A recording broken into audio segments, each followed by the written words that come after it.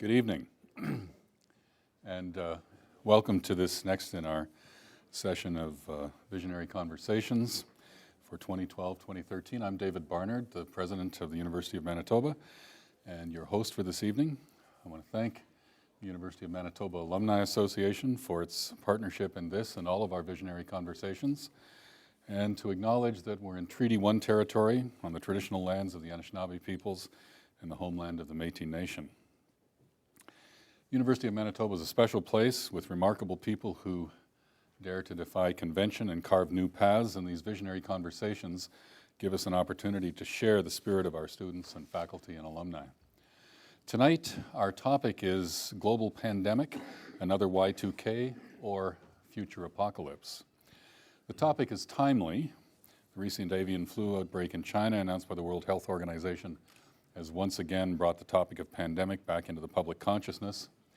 In Canada, we've had our own experiences, including the H1N1 pandemic in 2009, which affected all provinces and territories, and the SARS outbreak, primarily affecting the Toronto area. Tonight, we're fortunate to be joined by world-renowned experts from the University of Manitoba who can help sort out the difference between science and hype. These panelists were and are on the ground as frontline healthcare providers and infectious disease experts and researchers during the SARS and H1N1 outbreaks, and whatever happens next, they'll be part of it as well. And of course, we want you to participate as well. The format tonight is that each of the panelists will speak for 5 to 7 minutes and comment on the discussion theme. They'll use some visual images, which will be on the overhead screens behind us. And then we'll open the floor for comments and questions and have a conversation. There will be wireless microphones circulating throughout the room. Please raise your hand and we'll make sure that someone comes to you with a microphone. We want to tape the proceedings, so I'd ask you to wait until the microphone arrives at you. And I will, if the crowd gets rowdy, Gerald, I'll try to moderate. You can follow the conversation on Twitter. The hashtag is #UMVisionary. We'd like to get as many audience members to participate as possible, so I'd encourage you to keep your questions and comments brief. Just before 8:30, we'll stop the conversation, and I'll ask Driedger, the university's Vice President, Research and International, to provide a short summary of key points. So let me introduce our first speaker, who is Dr. Frank Plummer, Chief Science Officer at the Public Health Agency of Canada and the Scientific Director General of the National Microbiology Laboratory here in Winnipeg. He's also a Canada Research Chair in Resistance and Susceptibility to Infections in the Faculty of Medicine. Frank is recognized in Canada and around the world for his work in public health and science and has received numerous honors. He received his medical degree from the University of Manitoba in 1976, trained in internal medicine and infectious diseases at the University of Southern California, the University of Manitoba, the University of Nairobi, and the Centers for Disease Control in Atlanta. He joined the University of Manitoba faculty in 1984 and is currently Distinguished Professor at the University of Manitoba, as well as Professor of Medical Microbiology and Community Health Sciences. Please join me in welcoming Dr. Frank Plummer.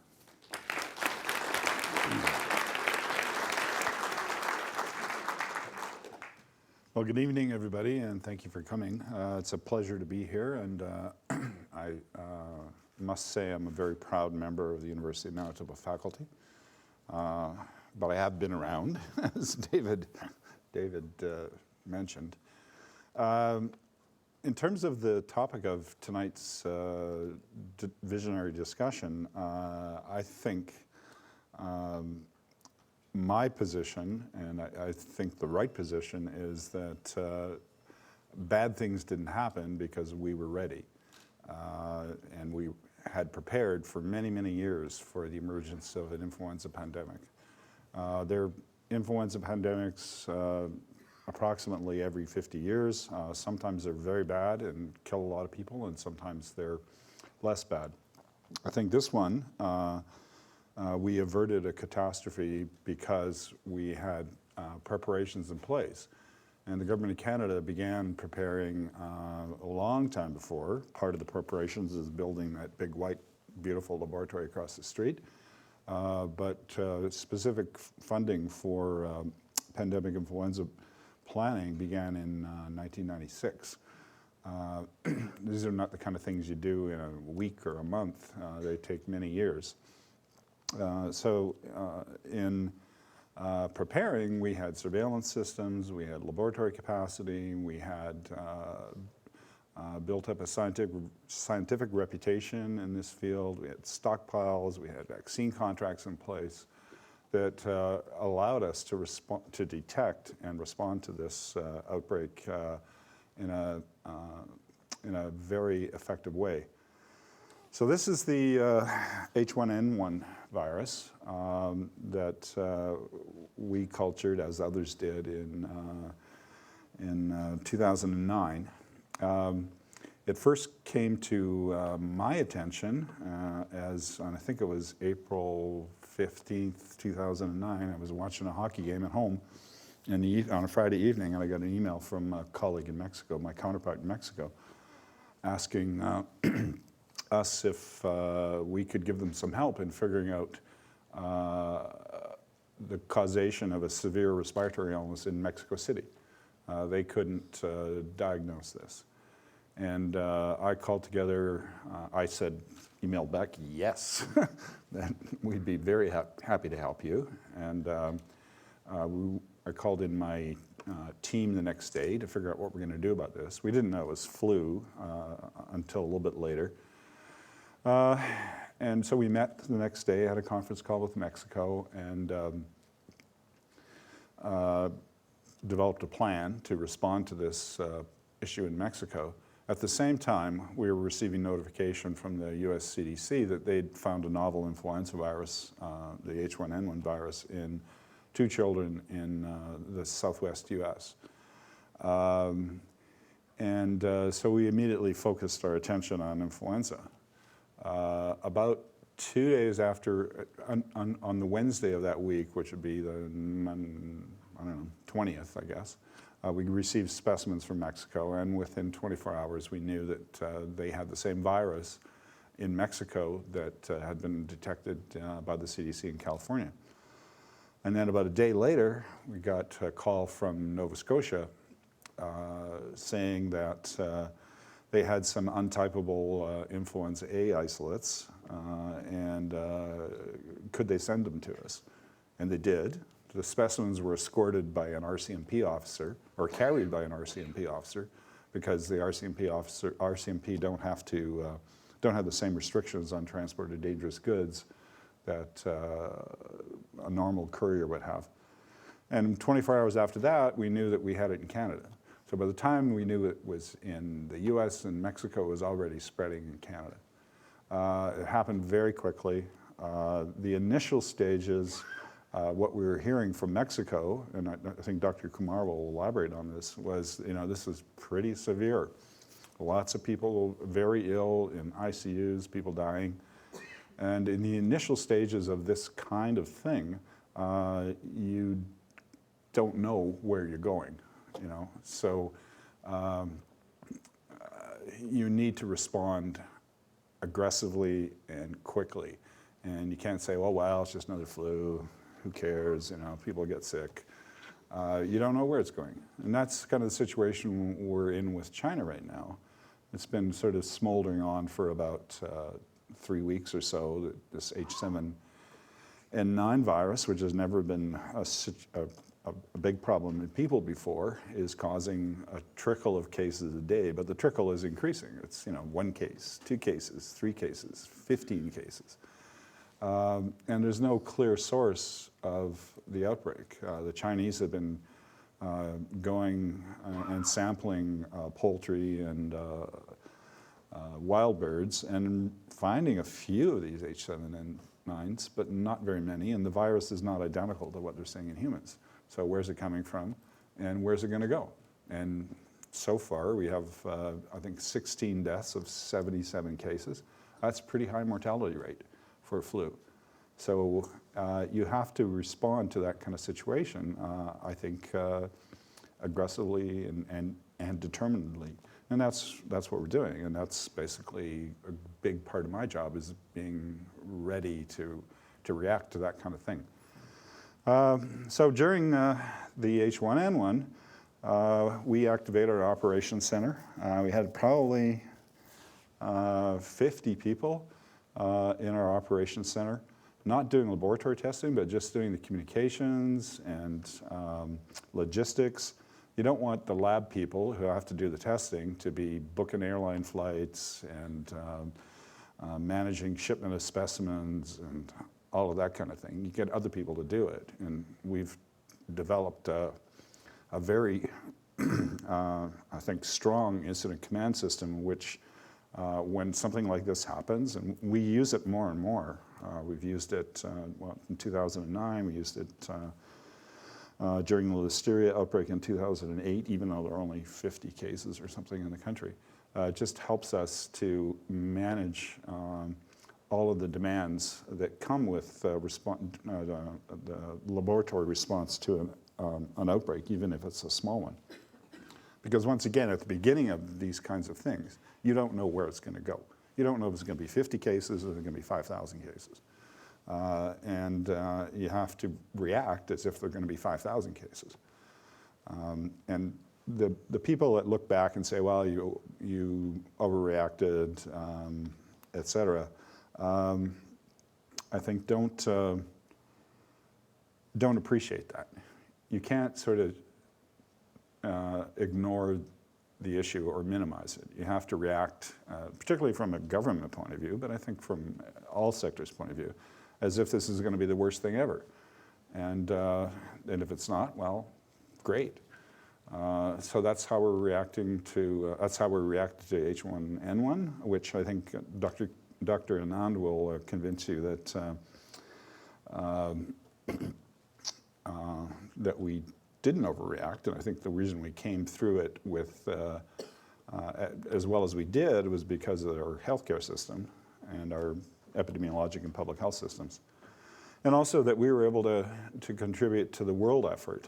Like the National Microbiology Lab, Public Health Agency Canada, was the organization that basically found the pandemic. The Americans found the virus first in California, but we found it in Mexico, Canada, and of course the U.S. So, you know, hello pandemic, it's here, and I'm very proud of that.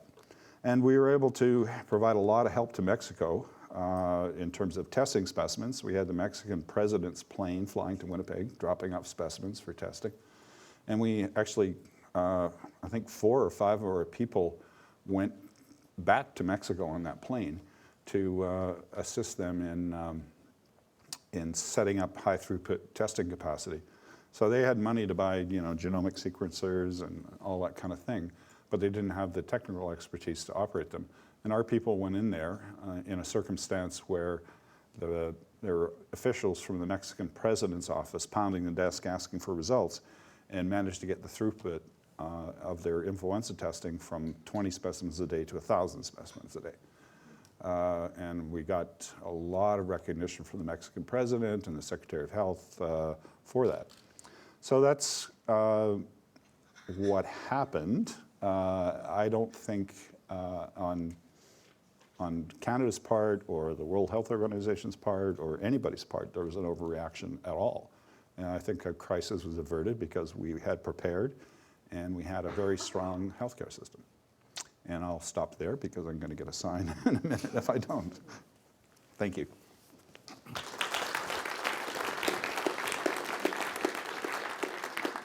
Thank you, Frank. Our next speaker is Professor Michelle Driedger, a health geographer by training. Professor Driedger is currently an associate professor, Tier 2, Canada Research Chair in Environment and Health Risk Communication in the Department of Community Health Sciences. Her research interests broadly include public and health risk communication, risk perception, and knowledge translation under conditions of uncertainty.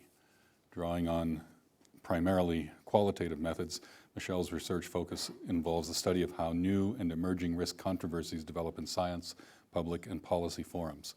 Please join me in welcoming Professor Michelle Driedger.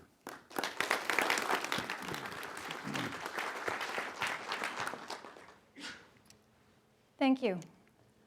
Arguably, the 3 most important things in managing any kind of pandemic is really effective surveillance strategies, effective risk communication strategies, and developing a vaccine quickly to get to become available out to the public to help stop spread.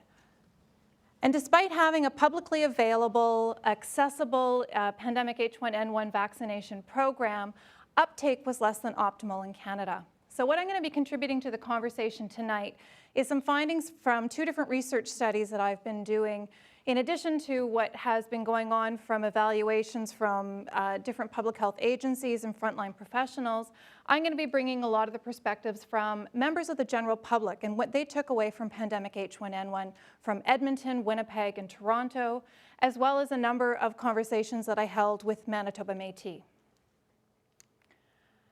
In the last few years, Canada has faced a number of different public health crises, and each of them have brought specific and unique risk communication challenges.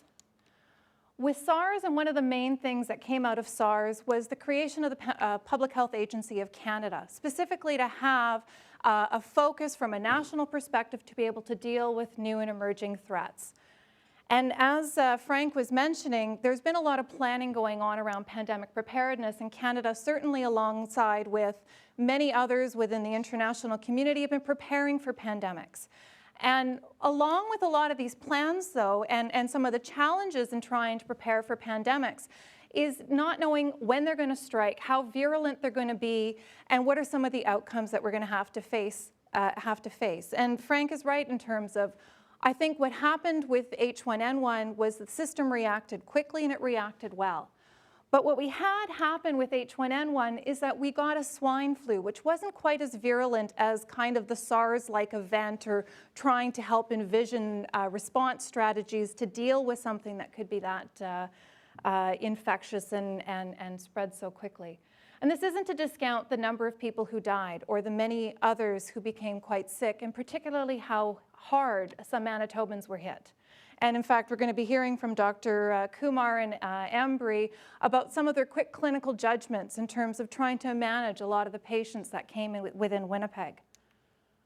But within the early days and weeks of H1N1, there was a lot of communication about Canada has a plan, and Canada is prepared and has spent a number of years preparing for situations like this. But there wasn't a lot of kind of proactive risk communication strategies and concrete recommendations that people could take, or at least from the perspective of the general public. So what the members of the public did was they turned to the media to find out what was going on, what were some of the things that they could do to protect themselves, and many of them adopted very common sense strategies that had been recommended. Several went out to get the vaccine once it was available, and others adopted other alternative measures. Now, in any kind of risk communication, particularly in situations of uncertainty, messaging needs to be accessible. And within pandemic H1N1, a lot of that messaging was accessible in terms of good strategies people could adopt. Cover your coughs, stay home when sick. But when it came to the vaccine, that was a lot less clear. Canada adopted an adjuvanted form of the vaccine to go forward with in dealing with H1N1. This introduced a new vocabulary within a public context, and it also created a situation where there wasn't the same kind of familiar past experiences, again from a public perspective, in trying to understand this risk. And there was also a lot of mixed messages and confusion about who should get what kind of vaccine and when, and then some of the delays in the shipment and the delivery. And from the perspective of a number of Manitoba Métis, they were really confused why people of Aboriginal ancestry were being prioritized for a vaccine on the basis of ethnicity. They didn't see any other kinds of ethnic group being targeted for or prioritized for a vaccine. And for those Métis who were perhaps a little more distrustful of the system, for many of them, they took on, at least within the conversations I held, a bit of a conspiracy concern that the vaccine was being tested on Métis and First Nations people before it would be deemed safe enough to give to the general population. Now, that's certainly not what was going on in here, and I'm happy to answer questions about that later. But in mindful of my time, in talking about any kind of situation that's heavily characterized by uncertainty, and that's certainly the nature of any kind of pandemic situation, one of the biggest challenges is that when experts try to make things understandable to a lay audience, sometimes they get a little loose in the interpretation of facts. And a lot of people were coming forward with concerns about the vaccine. They didn't understand what the adjuvant meant. They didn't understand what was different about this one compared to previous kinds of vaccines. And with a lot of the mixed messaging that was going on and other forms of messaging that they were seeing about the vaccine and anti-vaccine concerns, when they would come forward with some of their concerns about these risks, public health very rightly pointed out that the benefits outweighed any kind of risks associated with the vaccine. But there was no contrary or counteractive messaging to explain why some of the other concerns that were being put forward in a public domain were perhaps not as strong in terms of the science behind them. And it's important to remember that when people are making decisions about what to do for themselves or for their family, they don't just rely on the numbers or the recommendations that get made by experts. They go back to their experiences with previous kinds of risks and other kinds of values that they hold. So it's really important not to be insensitive to the emotions or the effective response to risk. Because we know that one size doesn't fit all. So within a communication strategy, you need to have multi-tailored strategies and layered components to them. And it's really important to know your audience and to almost put yourself in the situation of what somebody in that audience might need to know in order to feel comfortable with what is known, what's not known, and what kind of decision they can render. And we were really lucky within Manitoba because our chief public health officer of the time, Dr. Joel Kettner, he was really effective in working with the public and working with the media. Any recommendation that he put forward was always on the basis of the evidence that we knew that day or that had been forming, and always added the additional statements that if the evidence changes, if it's necessary to change these recommendations, then he would come forward and provide that information at that time. And I think people really respected that. Because we know evidence is only one input within a lot of this decision-making context. And even when we have all of the evidence, it doesn't always provide that definitive answer that we might be hoping for. So we're still kind of grappling a little bit in the dark in terms of managing these uncertainties. And ultimately, the kind of research that I do tries to give public health professionals, policymakers, and ultimately the general public some kind of, often they find themselves stuck between the proverbial rock and a hard place. And with effective communications, talking about what we know, what we don't know, and what really smart people like I have the pleasure of sharing the panel with tonight who actually get to figure out what the answers are, try to provide us with a little bit of wiggle room. Thank you.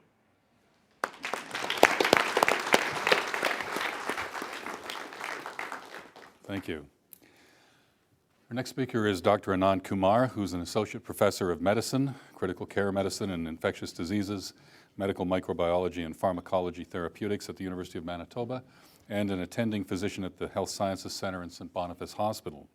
In addition, he's also an associate professor of medicine, critical care medicine and infectious diseases at the Cooper Medical School of Rowan University, Camden, New Jersey. Dr. Kumar is trained in internal medicine, critical care medicine, and infectious diseases with translational research interests in sepsis and life-threatening infections. He's published over 350 original research manuscripts, reviews, chapters, and abstracts. Please join me in welcoming Dr. Kumar.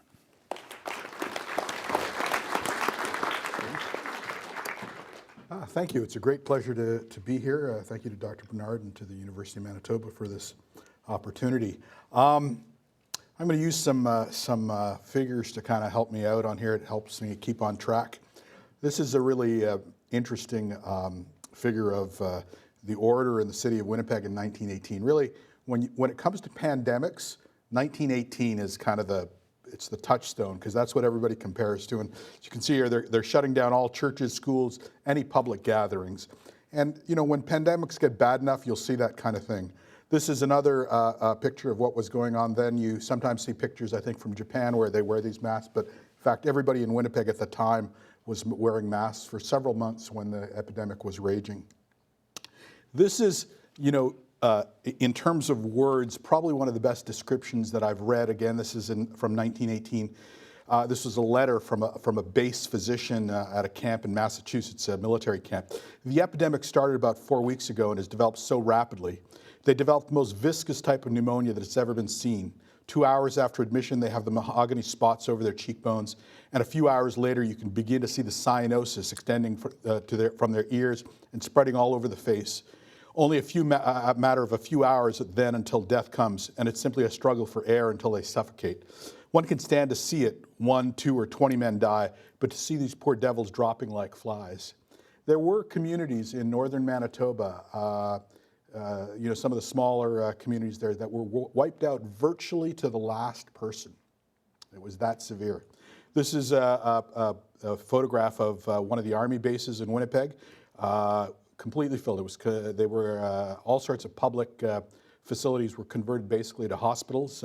There were 824 deaths in Winnipeg during the 1918 epidemic, at a time when the population was approximately 150,000. So that brings us to the 2009 event. This is courtesy from some friends at the CDC. Sorry about that, Doctor. But in any case, okay. It's an interesting thing. When people were talking about this event during the time, and Frank and the others will remember this, everybody was going, oh my God, what's this new disease? And I have to emphasize, this was not by any stretch a new disease. We have seen it over and over again, but the problem is most of us don't remember it. Certainly I don't, because I wasn't seeing patients back then. But if you look at the pathology, these patients are coughing up this bloody mucousy phlegm, basically. But if you look at it, the 1958, the 1918, and the 2009 pathology, exactly the same. It just goes through the lungs and gives you a very severe hemorrhagic pneumonia. Now, when this event occurred, I do want to take a couple of minutes because I think it's worth kind of telling you our personal experience on it. I had heard this was going on in Mexico, and I believe this was in early May. I was working in the ICUs and at St. Boniface, actually, and I got a case that looked peculiar to me. One day I was transferred a case from up north, Garden Hill, I think. And the next day I got 2 cases that looked very similar. Young people, fulminantly ill. And when I say fulminantly ill, I don't know that it's entirely clear, but I said at one point, and I stand by it, these are the sickest young people that I've ever seen in my life. I didn't know young people could become that ill. And it was everything we could do to keep them alive. We saw 2 people the second day. The next day we saw 4. And then when we went up to 8 the next day. By the time we got to 4, I was calling around to my colleagues and saying, we've got a real problem here. Now, why is this a big problem? Well, because we've only got 70 ICU beds at the time in Winnipeg, right? 70 adult ICU beds. And as you can see here, within just a few days, already half the beds in the entire 60, 35 beds, were being occupied by patients with H1N1. Now you say, well, 50% of your beds occupied by H1N1, you still got 50%. But the problem is, all those patients who are in the ICU that are on ventilators and stuff, it's not like they can go somewhere. They have to stay there. So the fact of the matter is, and not well known, but we came within a day or 2 of overwhelming our capacity. We would have been flying patients out of here into other cities or asking the federal government to fly ventilators in here. It was a very near thing. Why is it such a big deal? Well, if we did some work, and again, I agree completely with Frank and the others. This was not a minor event. This is actually not a virulent organism. This is actually a pretty virulent organism. When you look at it in animal models, for example, our friend Gary Kobinger has done this at the NML, looks at it in terms of how much disease does this cause in animal models. Turns out the 2009 influenza is probably second only to the 1918 influenza in terms of causing severe disease in animals. It's a significant thing.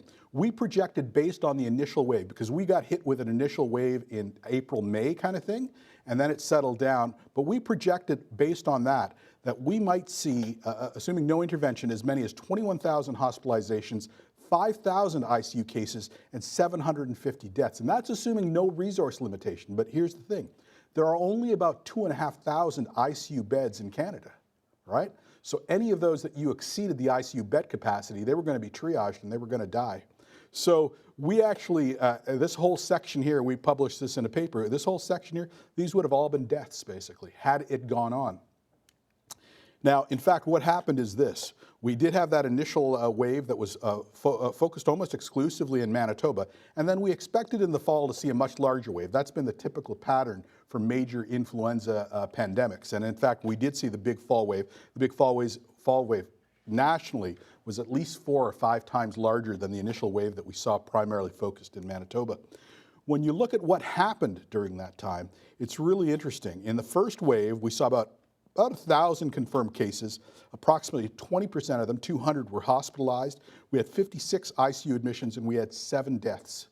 And that was pulling out all our stops. We were using some techniques that we had never used before in pneumonia cases. For example, putting people on cardiopulmonary bypass, which is what we use for cardiac surgery. When we do heart surgery, we usually put you on it for a couple of hours. We were putting people on it, young people, for days in the hopes that their lungs would settle down.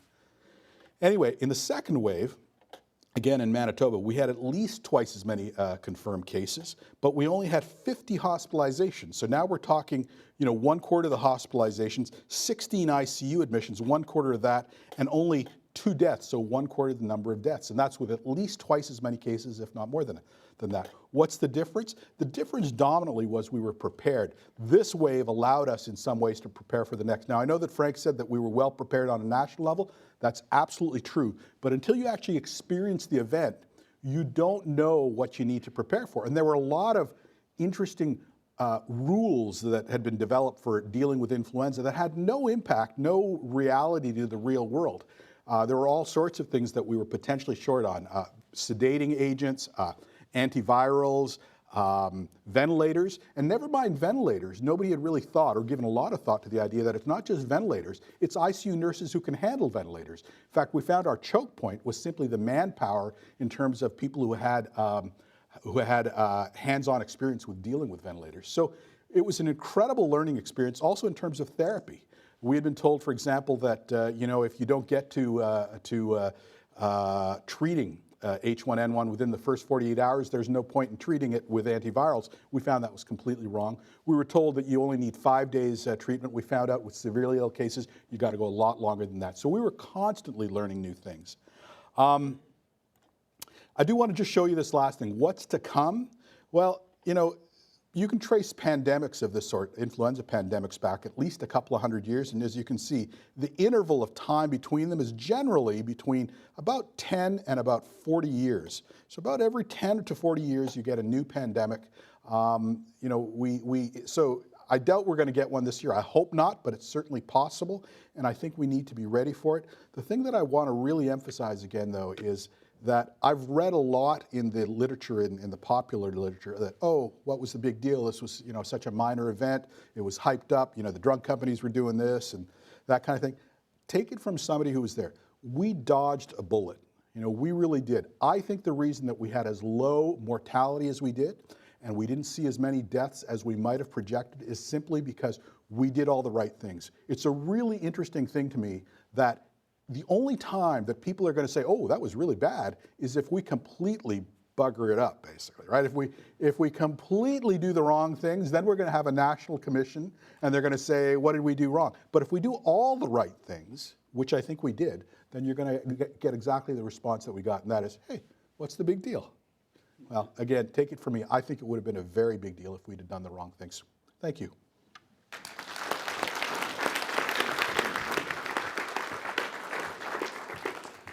Thank you, Anand.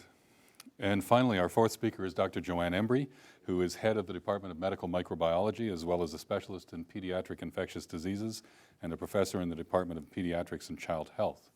Her primary research has been related to determining the factors which affect the transmission of HIV from infected mothers to their children in both Nairobi and Canada. She's the Winnipeg Site Coordinator for IMPACT, the National Immunization Monitoring Program in Canada, and the Canadian National Infection Prevention and Surveillance Hospital Infection Control Network. She served on a number of advisory committees and was the pediatric infectious disease specialist who was on call during the height of the June 2009 first wave of pandemic influenza in Manitoba. Please join me in welcoming Joanne.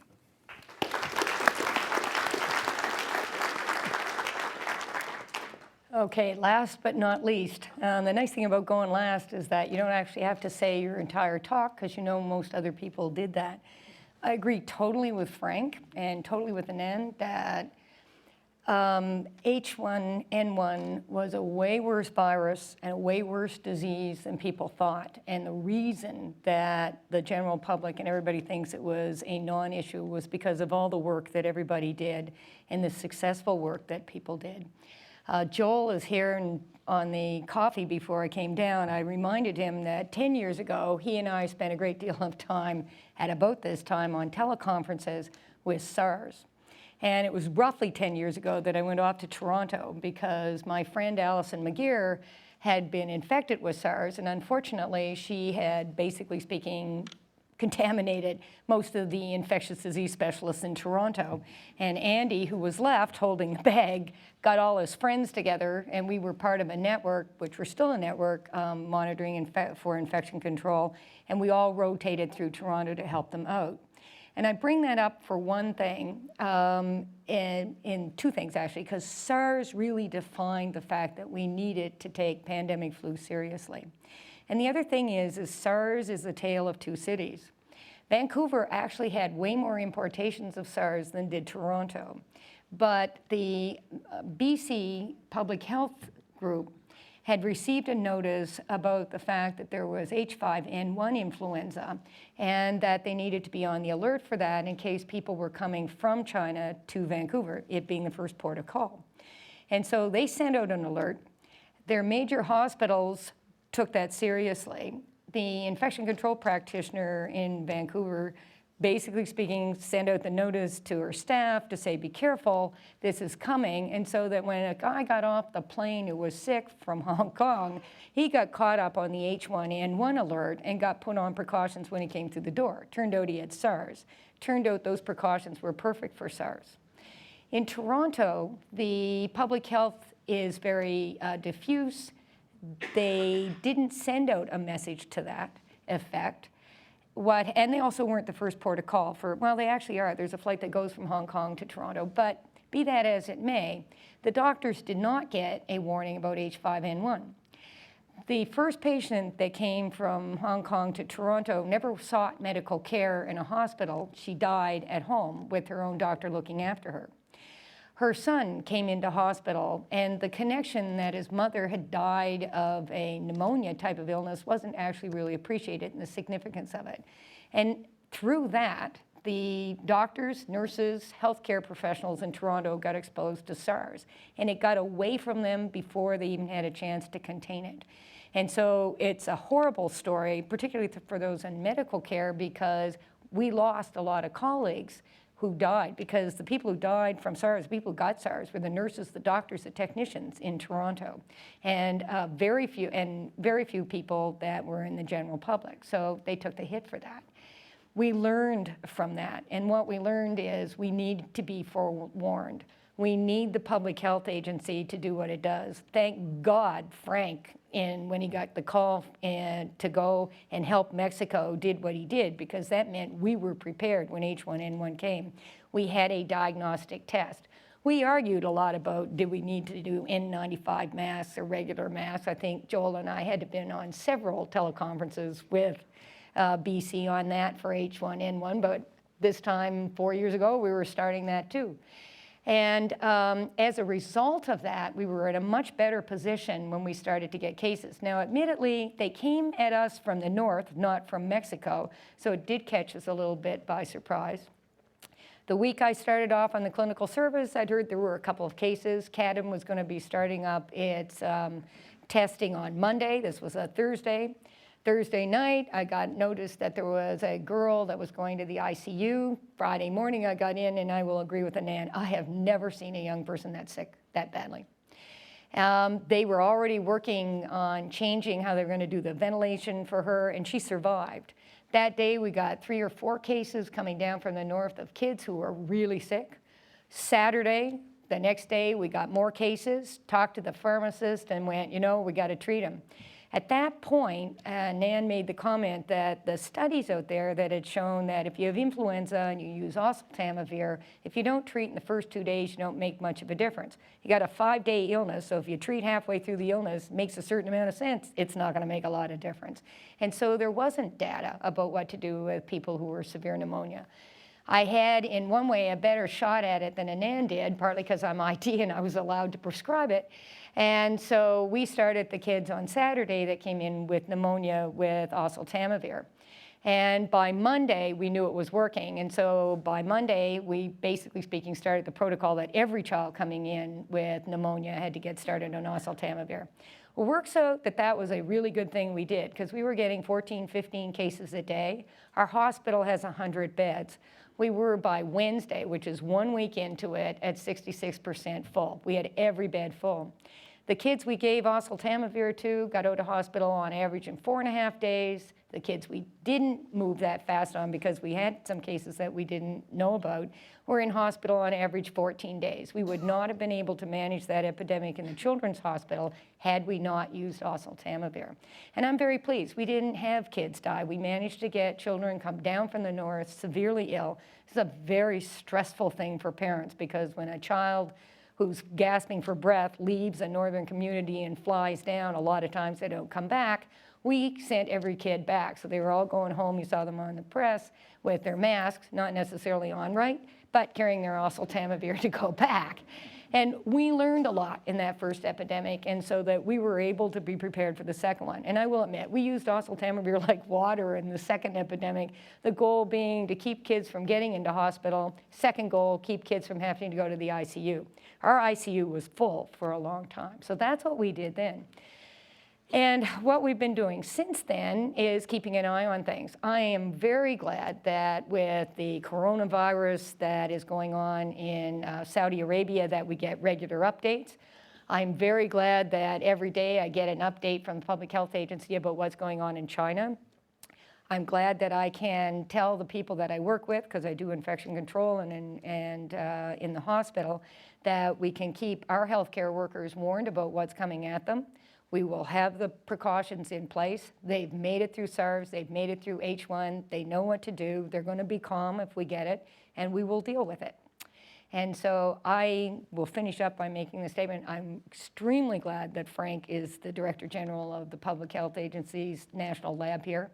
If we'd had somebody else in that position over this time period, we would not be this ready. And I'm really glad that Anand is an ICU doc in case I get sick. Thank you very much.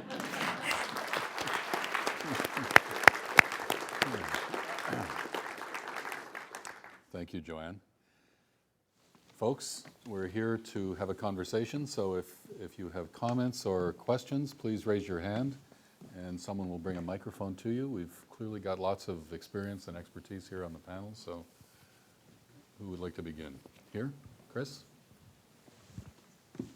Thanks. Hi, I just had a question. It wasn't clear to me why it was so focused to have vaccination in First Nations communities. If someone could just elaborate on that more. I can do that. The initial outbreak that we picked up basically came out of the Aboriginal communities. So there has been, I'd have to go back and check the records, but certainly the first 8 of the first 10 cases were from the Northern Aboriginal communities. And historically, the other reason that comes to mind is that historically during the 1918 event, there was some concern that there was a particular predisposition for certain groups to get particularly severe disease. And so that was also in the back of people's minds. I think that's probably a question for Dr. Kettner. Yeah. But nationally, I don't think Aboriginal communities were prioritized over anybody else. It was really based on your exposure risk.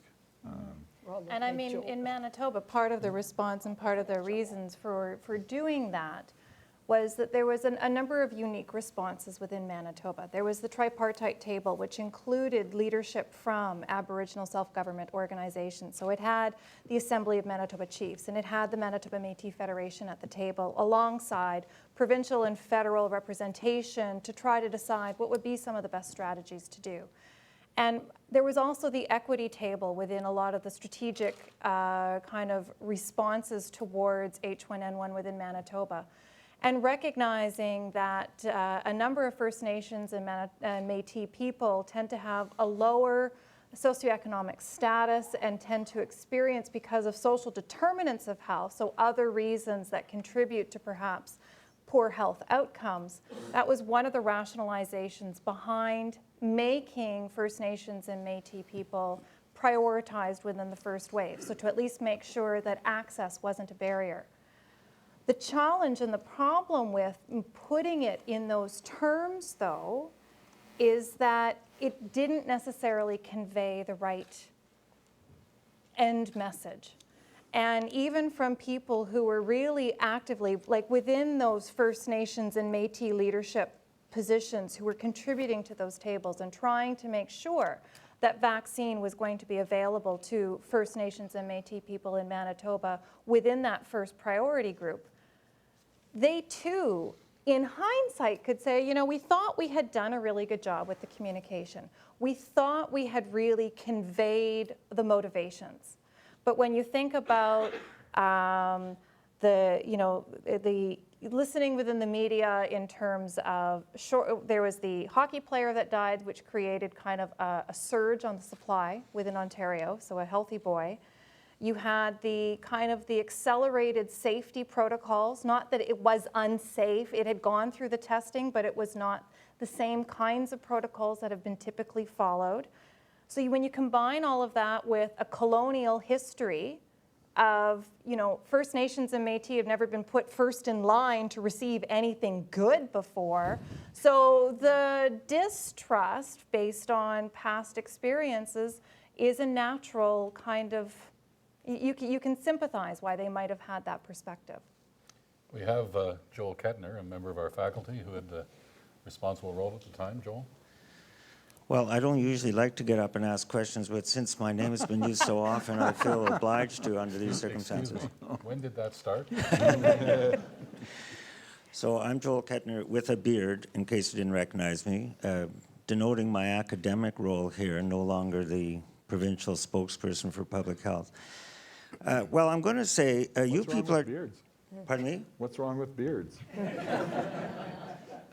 Clearly nothing. You people are taking all the fun out of the science of this. That's what I'm going to say to introduce my comments.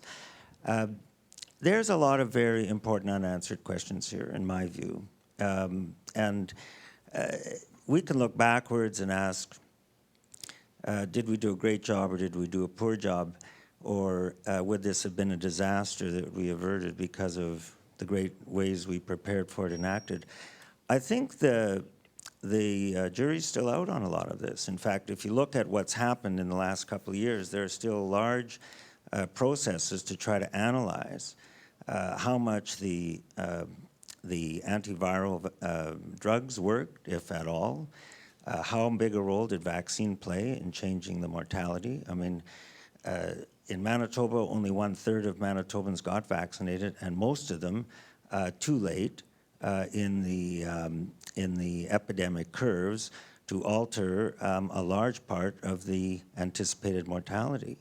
So we have to be a little careful not to pat ourselves too hard on the back here and try to understand better what happened, because we need to think about how to prepare for future events of this type.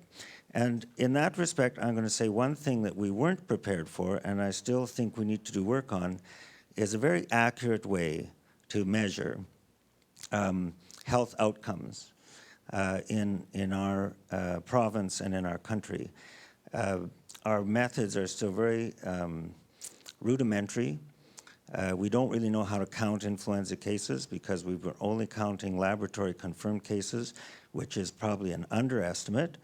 And we have very poor records from a collective point of view on the risk factors and the natural history and outcomes of influenza every year, which is why we've been estimating influenza deaths in this country and in this province from very weak and extrapolative methods, resulting in very interesting statistics that we were estimating 150 deaths a year from regular influenza, which, by the way, is a global pandemic, and that's another question. We could debate what a global pandemic really is. We get them all the time. Some people think tuberculosis is an ongoing global pandemic, and I think you could argue that it is, not to mention many other pandemics which are causing a lot more death than influenza. Having said all that, I would like to open the floor to a lot of questions I don't think we have the answers to, which is, how much did this disease really, how much trouble did it cause? How much trouble does influenza cause every year? Could we better measure that? Could we better measure the impacts of our methods?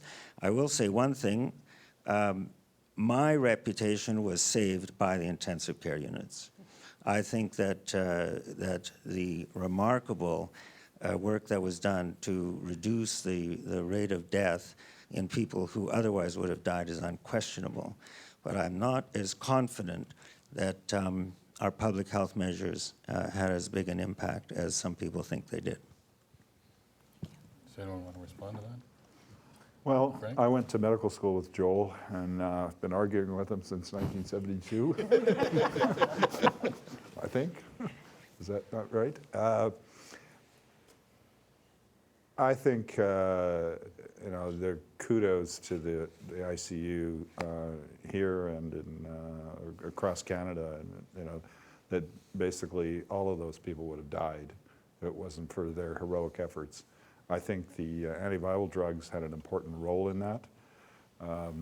We probably used antivirals in Manitoba, as far as I understand it, probably used antivirals a bit too late. Other jurisdictions where they were used earlier and more liberally seem to have less of a problem. And are those two related? I don't know, but I would guess so. Are we perfect in terms of how we measure things and estimate the annual burden of influenza and its impact? No, I would agree with you there. But so I think the preparedness, that the effort that Canada, the federal government, the provinces, everybody else put into preparing helped us avert a much worse situation. But I think there's more work to do. So I'm almost at a loss for words. So there are 2 points of agreement here between you and Joel. Both agree that the ICU folks did a good job, and both agree that we don't know everything. Let's move on to someone else while we've still got Joel in agreement here. I'd probably say my question loud enough. No, we're taping, actually, so. Sorry. I'm a community health nurse, and I recall in 2009 being turned away 3 times when I tried to get an H1N1 vaccine. I was surprised at that, and would we do the same thing again if there was another similar outbreak? That's a question for Dr. Kettner. Punt.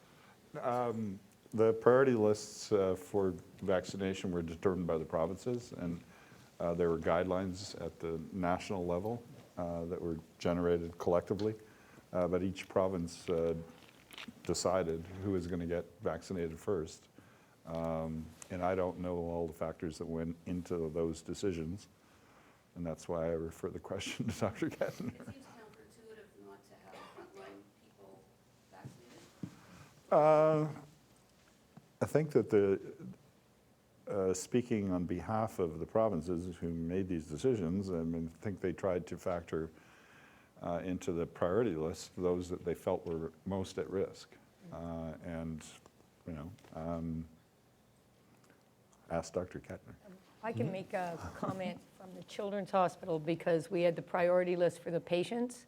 There was a priority for healthcare workers, but what we would end up doing is you go around and you give the vaccine to the patients, you always had vaccine left over. And so it became very clear that at 3 o'clock in the afternoon, people who wanted to get the vaccine, rather than having it discarded, would find the infection control nurse. And I have a certain amount of enjoyment watching 2 senior surgeons almost get stuck in a doorway trying to get the last shot, because ordinarily you can't get them immunized.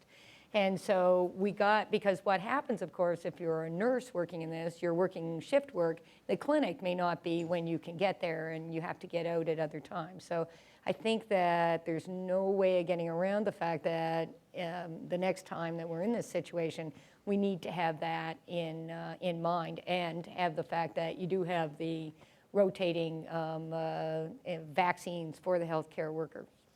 I would add to that in a situation where there's a critical commodity that's in short supply, somebody has to make a decision about who gets the first crack at it. And I guess you weren't on the list, sorry. And I mean, just to add to that, not necessarily to put Joel on the spot, because I'm sure he'll respond, but in doing this research, we spoke to people in multiple jurisdictions, and also to some medical officers of health, around the country in terms of their perspectives and how all of this kind of played out within their jurisdictions. And yes, it was up to the provinces to come up with the priority lists, but the reality was provinces and jurisdictions were told at the 11th hour, and it was really nobody's fault, but by the way, you're only going to get about 1/3 of the vaccine supply that we promised. So now you have situations in place, and particularly in the Winnipeg Regional Health Authority, where they had mass vaccination clinics established, when they found out the amount of vaccine they were actually going to have, they're like, but we could do that in a day. We have the system, we're ready. But now, because of shifts in supply, now you had to come up with a different kind of scenario, and people were kind of working with that on the ground, and there was that kind of variability across the country. Yeah, just my comment on that. That was basically because of biology. The virus didn't grow as well as normal seasonal flu did, so the vaccine production was slower than one would have anticipated and one would have hoped.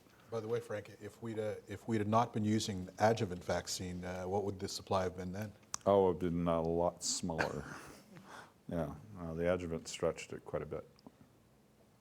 Okay, other issue here? Joe Crawford from Community Health Sciences. Michelle, in terms of those findings in Métis and First Nations communities about seeing themselves as the first to receive priority for immunization, earlier epidemics, Jack Wilt's work on the Sabin vaccine and even the Salk vaccine ran into that same kind of effect of communities that were sentinel, were defined by highest risk, but also who saw themselves as being prioritized and therefore were suspicious of why us? Why was the trial on the Sabin vaccine done in the Ukraine and other areas outside of North America? And I just wondered how we do better risk communication, because health workers, we're still dealing with about a 37% uptake in some health professions. And so some of our risk communication is not only not occurring with the general public, but it's not occurring with generations of health workers who haven't seen the polio epidemics or haven't seen diphtheria. I mean, it's certainly a challenge when, pandemic H1N1 played out not only as everybody was experiencing it within the ICUs and trying to figure out what was happening and how to address the situation, but it was also playing out in social media, and it was playing out we were in a situation of a very accessible information age. And people were availing themselves of accessing a variety of sources of information. So from the First Nations and Métis perspectives, at least from amongst the people I spoke to, people were suspicious of why they were placed first. It didn't necessarily resonate with their individual experiences. Again, there are some limitations within the kind of design that I did because it relied on focus groups. I didn't have as many people as a number of these folks ended up actually interacting with in the ICU and the hospitals. But it didn't resonate with what they were seeing. They didn't know anybody that was sick. So it didn't fit their own experiences. And that's often what people draw from in trying to make decisions about whether they will kind of go through with almost the ultimate test of trust. You're accepting that what's in this vial that's going to be injected by needle or however it's going to be delivered is going to be beneficial. And many people accept that. But a lot of that acceptance comes on the basis of the credibility within the system, the trust within a lot of the hard work and the smart minds that come up with these vaccines. But I don't think we spend enough time talking about how long it takes to sequence a virus and how long it takes to develop a vaccine and what actually happens in the safety protocols and everything else. This information's available on the internet, but it's certainly not really all that accessible. And I think we need to start having more of these kinds of conversations so that this isn't, it's kind of taken out of the, the mystery is kind of unveiled, and we learn a little bit more about really what's happening in how long it takes to actually move these things forward. And I think we have to have more of those kinds of conversations, certainly with groups that get prioritized as what happened in this circumstance. I mean, even one of the participants I spoke to from a provincial perspective said, really, we focused on the wrong pandemic. We need to be addressing a lot of the social determinants that make people vulnerable, regardless of ethnicity. One of the things that I'm struck by from the comments of a number of speakers is the high level of uncertainty about a whole range of things. And just as a context setter, I just wonder how you define a pandemic as a pandemic, or when does a pandemic become a pandemic? Who wants to take that? Frank?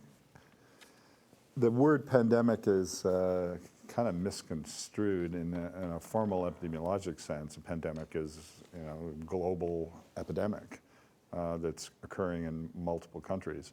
In the context of influenza, it's come to be seen as something similar to what Anand described in 1918, a very severe influenza epidemic that's happening globally. So there's a lot of debate at the international level about what is a pandemic. As far as I'm concerned, if it's in 4 or 5 countries, it's a pandemic. It doesn't matter to me how severe it is. It's a pandemic. But it has this connotation of being 1918 sort of Spanish flu kind of severity that isn't really helpful. And the World Health Organization has taken a lot of criticism about declaring a pandemic when it really wasn't that severe. But I think you've heard from Joanne and Anand, I think it was probably a lot more severe than people perceive. Anand? Yeah, the world, this is just alluding to something that Dr. Kettner mentioned, and that is technically every year we have a pandemic pretty much, right, in terms of the influenza, but it's the standard severity, so we don't think about it that way. It's only when we get a major shift and a major severity, a completely new organism that we talk about in terms of pandemic. I understand the World Health Organization has been talking about revamping their nomenclature so that they talk about pandemic, but they also grade kind of the risk to the population. So they try to combine both the severity and the globalness of it. But the globalness of it is the reference to a pandemic, basically. Yeah. In influenza terms, it's basically a novel virus, a new virus to the human population. I was talking pandemic generally, in its epidemiologic sense. Thank you. How much of the stockpile of Tamiflu is still available? I can't speak for Manitoba. I mean, I think, and maybe Joel can correct me, that very little of the stockpile was accessed anywhere in Canada, and certainly not federally, because there was enough available through normal pharmaceutical channels. I know at the federal level we've been replenishing ours as the drug expires, So it's 100% of what we had. I don't remember what the number is, but 100% of what we had is still available. And I think the provinces are doing the same thing. The stockpiles were established at a time when drug companies were ready to sort of get out of the business of making anti-influenzal drugs because there was no market, essentially. And so there were actually factories closed because they could make this drug and it worked, but nobody wanted it. Everybody just, just suffer. And the whole pandemic concern kind of came at a time when the pharmaceutical industry was kind of at a decision point. And the stockpiles helped them to stay in that business, I think in a pretty significant way. Because Canada's not the only country that stockpiled anti-influenzal drugs. Joel? I wonder if you could tell us about the state of the science of vaccine production against flu. Does the knowledge of the genome of the influenza virus enable a more universal form of a vaccine? Is that a real prospect, or is that still far in the future? It's definitely in the future. We're still using a vaccine that's produced in eggs, which is a 1950s kind of technology. It's not optimal for a number of reasons. There's a very active area of research, and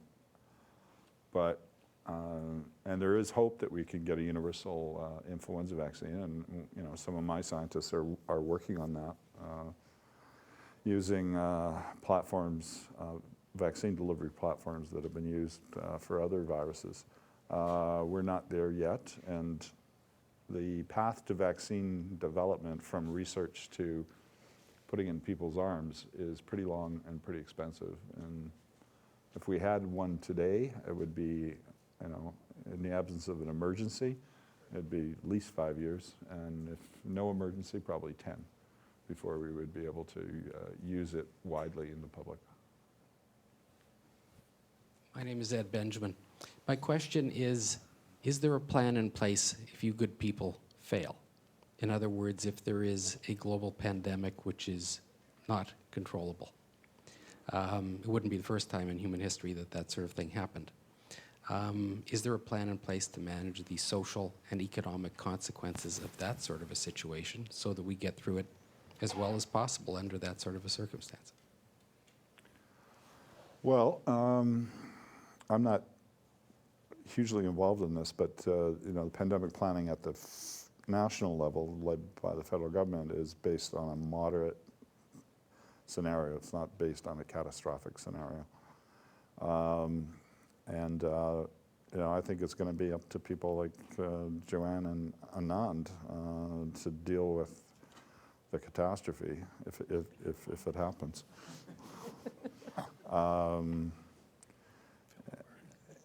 And I think I'd be interested in hearing Joel's comments on this as well. Should have been part of the panel, Joel.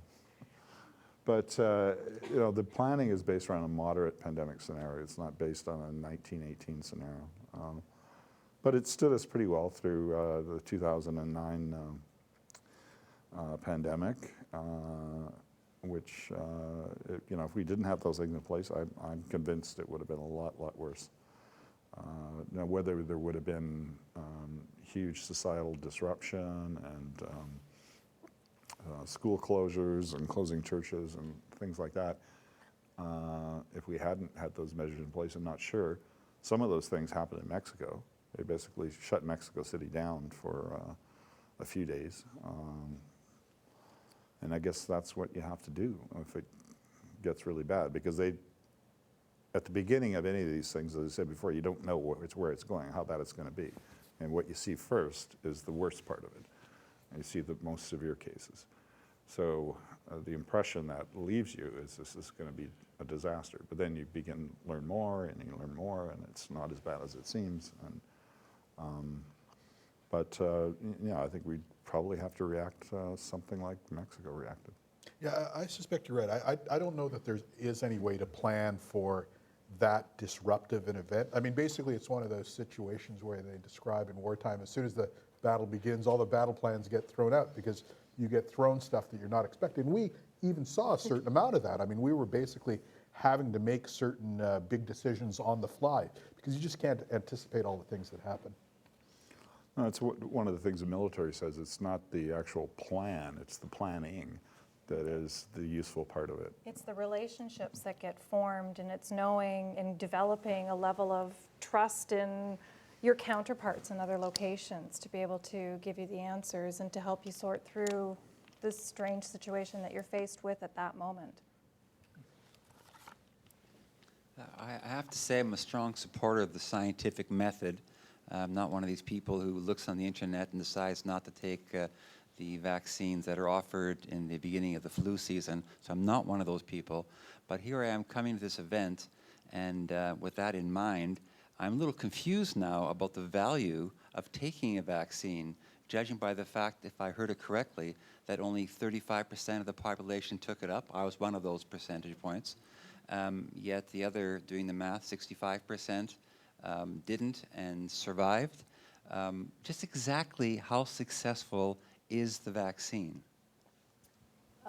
It depends on the year, okay, and how the mix is. But it can be anywhere that you yourself are protected 60% to 80%, okay? So your chances go down less. The interesting thing about flu is that if 40% of the population are immune to the flu, the epidemic nature goes down. So there's not as many people to get infected. And so that it means that the hospital doesn't get swamped. People you don't get those large number of people that are severely ill. The ICU goes forward. So from a public health point of view, if they can get 37% of the people immunized and 60% of those happen to be then, that's useful to them, they don't get the flu, and then the other 40% don't get as sick, then that saves the healthcare system. And it allows the healthcare system to go on, it allows you to get your surgery. But, so you don't, to blunt an epidemic, need everybody immunized and everybody immune. On the other hand, if you're talking about measles, I need to have 95 out of 100 people absolutely immune to stop a measles epidemic because it's a different type of virus. So what you have to do is, there's two concepts about immunization. There's one, herd immunity, which protects the population, so you are getting immune and you are helping your neighbors. And then it's your own personal protection. You are reducing your own risk, not maybe making it zero, but you're reducing it of getting the disease or getting serious disease. So it's both a personal decision and a public decision. And the narrow aspect of the question, should any individual get immunized? As far as I'm concerned, I've said this in public, I mean, this is a no-brainer as far as I'm concerned. The risk of any vaccine, any of these kinds of vaccines, versus the risk of severe illness if you get, for example, influenza, it's just so big that it doesn't make sense not to get it as far as I'm concerned. Yeah, I totally agree with that, and I don't think it's even severe illness. Like a proper flu infection is a nasty thing. It knocks you on your butt for a week, and you're sick. You know, it's even if you don't end up in the ICU, it's not very pleasant. But I mean, part of the challenge is people, as Joe, alluded in his question and others have mentioned, we don't have necessarily the same historical memory with exposure to some viruses that were really bad. And we have seen at a population level decreases in childhood immunization rates and parents making decisions based on incorrect science, science that's been proven to be debunked, but we haven't had enough of these kinds of respectful conversations about what the concerns are and having appropriate mechanisms that make it accessible for people to see where all of those things are to help bring them on board. Because that's part of the process. If you want to try to make sure that the 95 stay 95 and maybe get closer to 100 as opposed to drop down to 60 or what have you. Joel? Well, I've had so many questions punted to me from Frank, I've lost track of them, but, and I have so many other things I want to say, it's really hard to decide which one I'm going to pick on, but here's what I want to say. I want to pick up on the question about why the nurse didn't get vaccinated, and the science question about the effectiveness of the vaccine, and Michelle's point about determinants of health.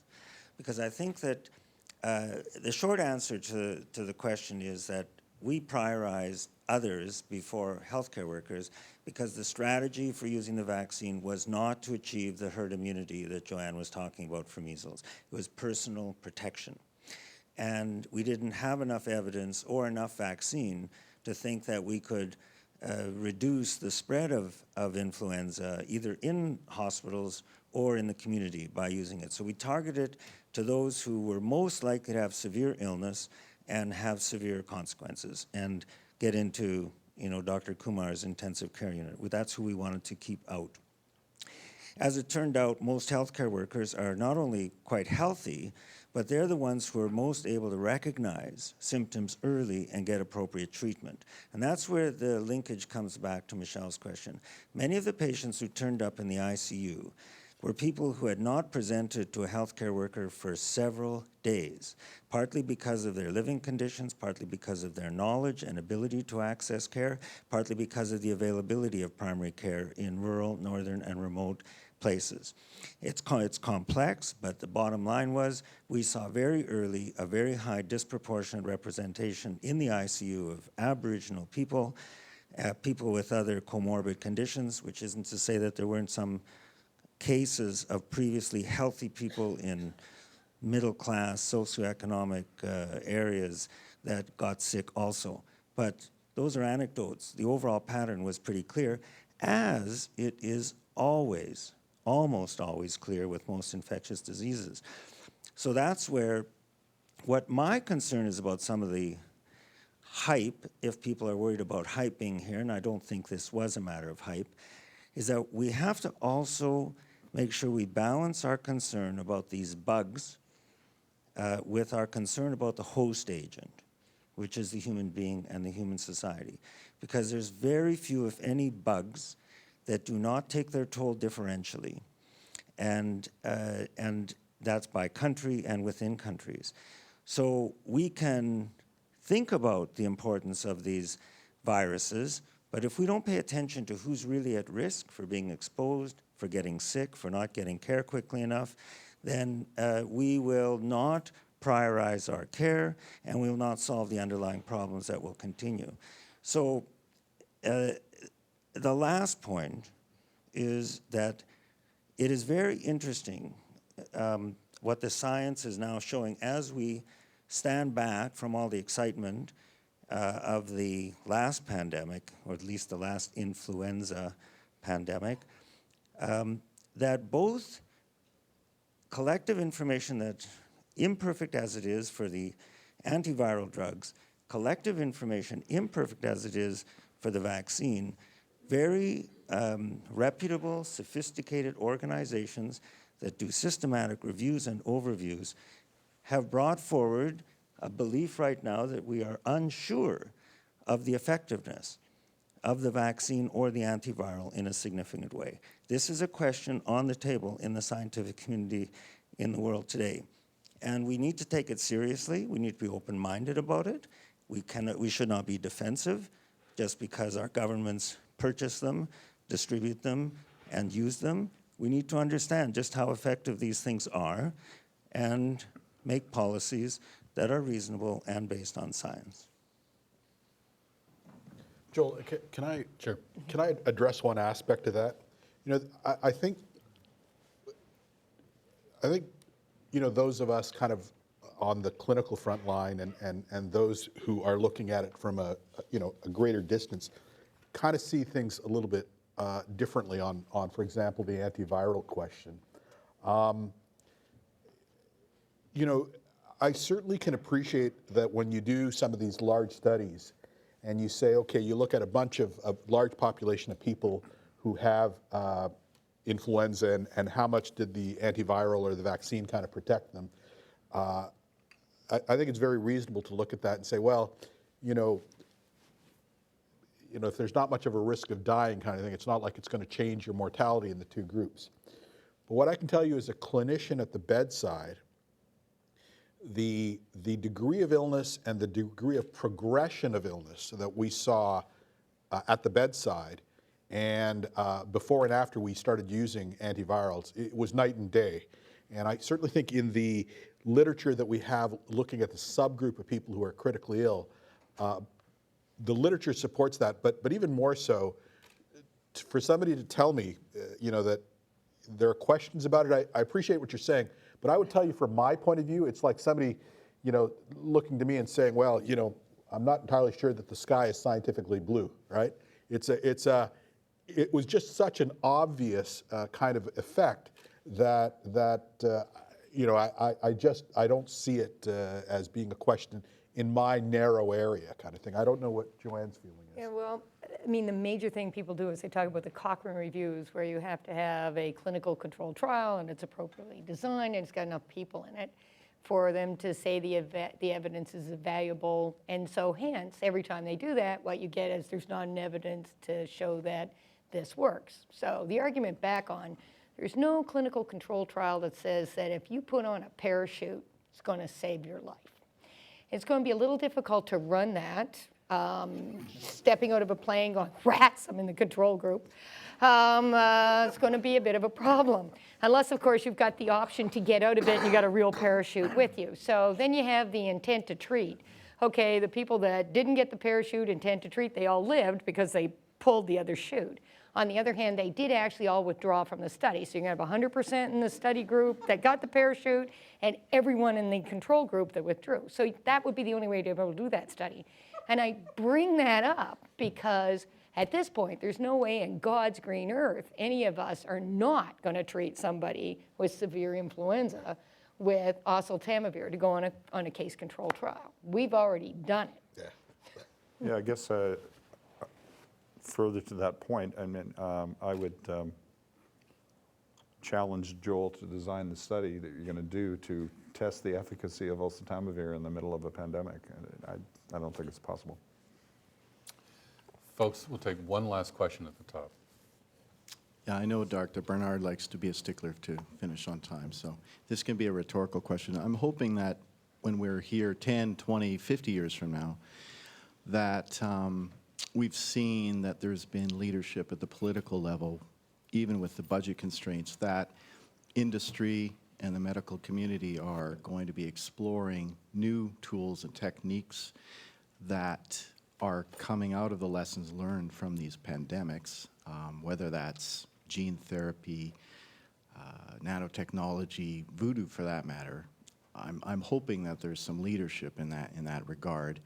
I know that the scientific community is a little under attack with the present regime at the federal level. Yeah, well, I'm hoping that I'll be here in 50 years. Which should be good. I don't know. I can only speak from my own perspective on the government support for science and what I do, and it's been strong. No scientist is ever going to tell you they have enough money. They always want more, but we're not suffering from budget constraints. And we've been protected through the deficit reduction exercises that have been going on. And we're happy to look at any technology, whether it's voodoo or nano, that might work. And we do have a little bit of voodoo going on sometimes. I have to say that I think the Canadian government was, in terms of support from PHAC and from other agencies for trying to get data really fast in the epidemic, was like beyond amazing. I mean, they were just incredibly good. It's really interesting that for example, in Winnipeg, we were the second place in the world that was hit really hard, and yet a lot of the data that was collected was never replicated in subsequent, in the fall pandemic, because people couldn't get their act together and get funding and get approvals fast enough. Whereas we, we basically said, look, we've got a major epidemic event. We need support. We need to do these studies. And we were up and running within 48 hours. And incredibly impressive in terms of what our senior administrative staff allowed us to do. Folks, thanks for the lively interaction. Driedger Jayas, the university's Vice President Research and International, will summarize from voodoo to parachute jumping. Thank you, David. And thank you, all of you, for coming this evening. It is a certainly very challenging task to summarize what 4 experts in the field, or I should say 5 experts, Joel should have been on the panel, and so the 5 experts have presented today. The one thing I want to go back to is the topic. None of the panelists talked about Y2K and why that was put in the title. And I'm sure most of you would remember when we were changing the millennium about 15 years ago, amount of resources which were spent, or preparedness which was done when we were used to code our year in 2-digit, and then in 2000, 2-digit would mean going back to 0. So required coding, a lot of programming in the financial sector and the airline sector, and that preparedness over a 3-year period really helped that nothing happened. When the year changed, everything changed over quickly. And I think that's the message you heard today, that in the case of pandemic situation, you can never be over-prepared. And I think over-preparedness does help, and in this case, it help save many lives. A few points which I noted in a summary form are that in case of pandemic and epidemic situation, virus spreads quickly. Virus usually is very virulent. People get very sick. There are no clear source of the outbreak, and there are a lot of unknowns and a lot of questions. And to deal with that, team effort is required to respond to the situation, both scientifically and logistically. Certainly, there is a need for surveillance. At the same time, communication of the risk in a way that it does not confuse people. And even when the decisions are made, the decisions need to be clearly explained to the community. So in the example given here was the First Nations community, where they were prioritized, clear communication why they were prioritized, what evidence was used in making that prioritization would have helped some of those concerns. Vaccination certainly helps in pandemic situation, but then again, the clear communication required, the prioritization of the vaccination schedule, vaccination quantities is required. And all evidence does not necessarily provide definite answers, and there's a continuous learning in the process. An example you heard here was the first wave in Manitoba gave a lot of understanding about the situation, and it was easier to then deal with the second wave and how it was avoided as a major disaster which could have hit the community. So basically, one can never be over-prepared. And by overly being preparing in this particular case and doing right things, we dodge the bullet. And in conclusion, I would say University of Manitoba and Winnipeg Health Region is the home to the best professionals to deal with the epidemic and pandemics. Thank you.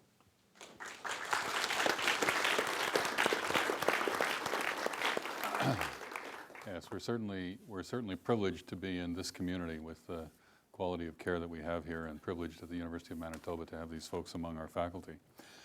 Our next visionary conversation takes place on Wednesday, May the 22nd.